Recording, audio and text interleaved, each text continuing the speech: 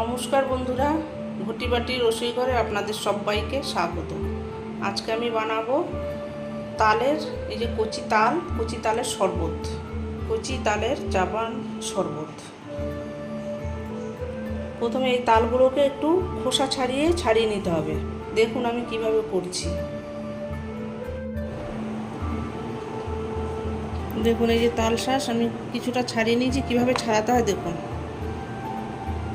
এই যে এইভাবে করে এই খোসাগুলোকে তুলে নিতে হবে। আর এর ভিতরে রসটা যে আছে রসটা এর ভিতরে দিয়ে দিচ্ছি, তালের যে মিষ্টি রসটা। এইভাবে হাত দিয়ে ছাড়িয়ে নিতে হবে। এই যে বন্ধুরা দেখুন তাল শাঁসগুলোকে আমার ছাড়ানো হয়ে গেছে। এবার আমি শরবতটা তৈরি করব। দুটো গ্লাস নিয়ে নিয়েছি। একটু করে লেবুর রস দিয়ে দেবো দুটো গ্লাসে। এখানে একটু দিলাম,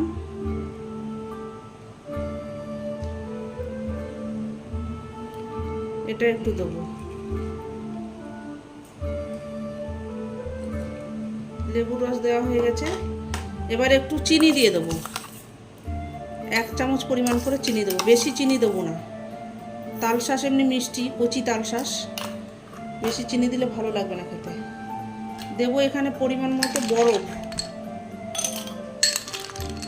প্রচণ্ড গরমে পেট ঠান্ডা করবে। এবার দিয়ে দেবো তাল শাঁসগুলোকে।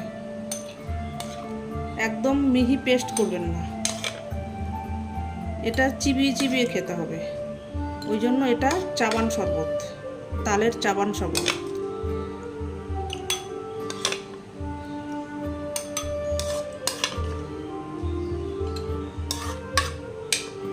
তালের জুস সহ দিয়ে দিচ্ছি।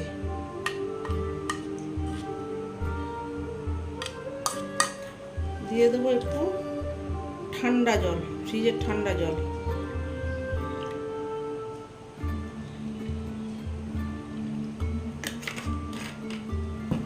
দারুণ খেতে হবে এটা বন্ধুরা। একটু চাট মশলা,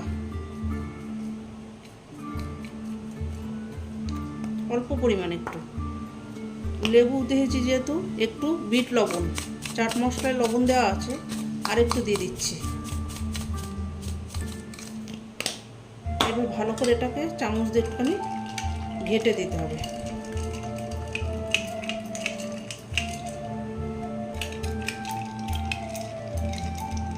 এইভাবে করে একটুখানি ঘেটে দিতে হবে চামচ দিয়ে। একটু গন্ধরাজ লেবুর পাতা এর ভেতরে কিছুক্ষণের জন্য একটু মিশিয়ে দেবো, ভালো সেন্ট হবে, গন্ধরাজ সেন্ট হবে। এটা করে একটু জলের সঙ্গে একটু ডুবিয়ে দিলাম।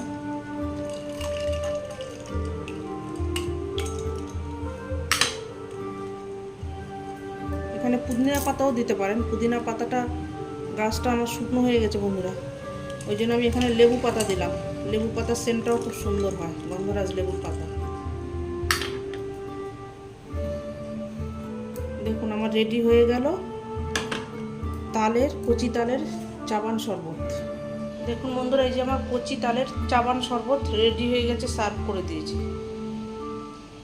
অপূর্ব খেতে হয় এটা বন্ধুরা। এই গরমে পেট ঠান্ডা করতে কচি তাল দিয়ে এইভাবে বানাবেন, দারুণ খেতে হয়। ভিডিওটি যদি ভালো লাগে আমার চ্যানেলটির সঙ্গে থাকবেন, সাবস্ক্রাইব করবেন, লাইক করবেন, প্রচুর শেয়ার করবেন।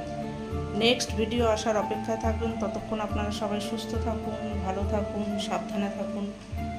ধন্যবাদ।